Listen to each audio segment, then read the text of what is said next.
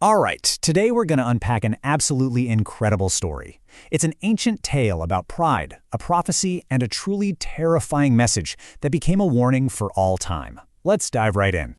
Of course you have. We all use this phrase, right? It means the signs are obvious, that some kind of disaster is unavoidable. But have you ever stopped to think about where it actually comes from? See, it's not just some clever saying. It comes from a real event, a moment of pure terror in a king's palace, all recorded in the ancient book of Daniel. So our story kicks off in the heart of the mighty Babylonian Empire. The king is a guy named Belshazzar, and you've got to get the context here. There's a massive Medo-Persian army camped literally right outside the city walls. And what does Belshazzar do? He decides to throw a massive party. I mean, just picture this scene. 1,000 of his lords, total luxury, and the king himself, just soaking up his own glory like he doesn't have a single care in the world. But his pride is about to push him into making a fatal mistake, a real act of blasphemy. Now, his predecessor, Nebuchadnezzar, he was smart enough to respect these sacred items. He put them away in his own God's treasury. But Belshazzar? Oh no. He brings them out to be used as party cups. This is a deliberate slap in the face to the God of Israel. He's basically just crossed a line he can't uncross. So right in the middle of this wild, sacrilegious party, the whole mood just shifts. From celebration to absolute horror. The divine has just crashed the party. Out of nowhere, the fingers of a human hand just appear, out of thin air, and they start writing on the wall of the palace, right where everyone can see it. Can you just imagine the dead silence that must have fallen over that room? And the king? He completely falls apart. The guy who was just shaking his fist at heaven is now just a puddle of fear on the floor. All that arrogance? Gone. Replaced by pure, uncut terror. The king is desperate. He calls for all his wise men, his magicians, his astrologers, and he's promising them anything, riches, power, you name it, if they can just tell him what this message means. But one by one, they all fail. They just stare at these glowing letters, totally clueless.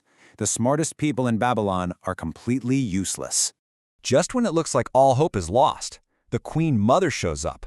She remembers something from the past, a wise man from the previous king's reign, a man named Daniel.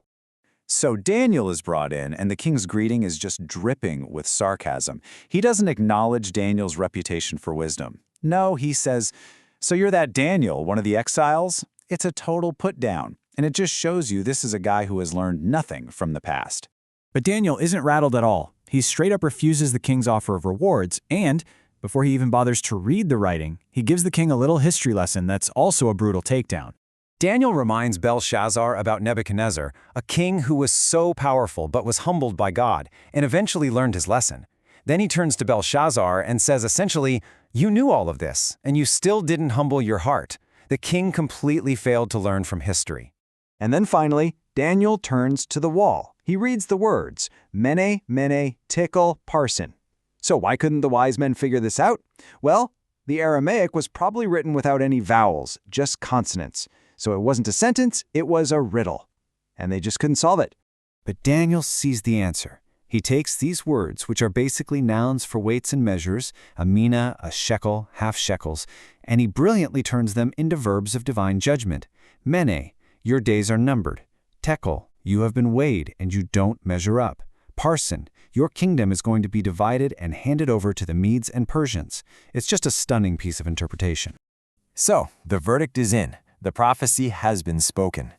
And there's no appeal. There's no time to say you're sorry. Judgment isn't just on its way, it's already at the door. And the fulfillment is shockingly fast.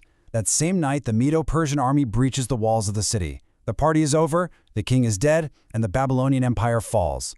The prophecy came true, down to the letter, instantly. The kingdom gets a new ruler, a guy named Darius the Mede. And the text gives us this one strange, seemingly random detail about him. He was 62 years old. Why on earth would that matter? Well, hang on, because it turns out it's the final, mind-blowing piece of the puzzle. Okay, check this out. This is the hidden layer of the prophecy. If you add up the monetary value of those Aramaic words on the wall, a mina was worth 60 shekels, a tekel was 1 shekel, and parsin, meaning 2 halves, makes 1 more shekel. What's the total? 62. The age of the conquering king was literally encoded in the judgment itself. And that's the story behind the famous saying. It's this incredible account of a king who saw the lessons of the past, who had every chance to be humble, but he chose pride instead. And it leaves all of us with a question that's just as powerful today. What's the price we pay when the writing is on the wall and we just refuse to read it?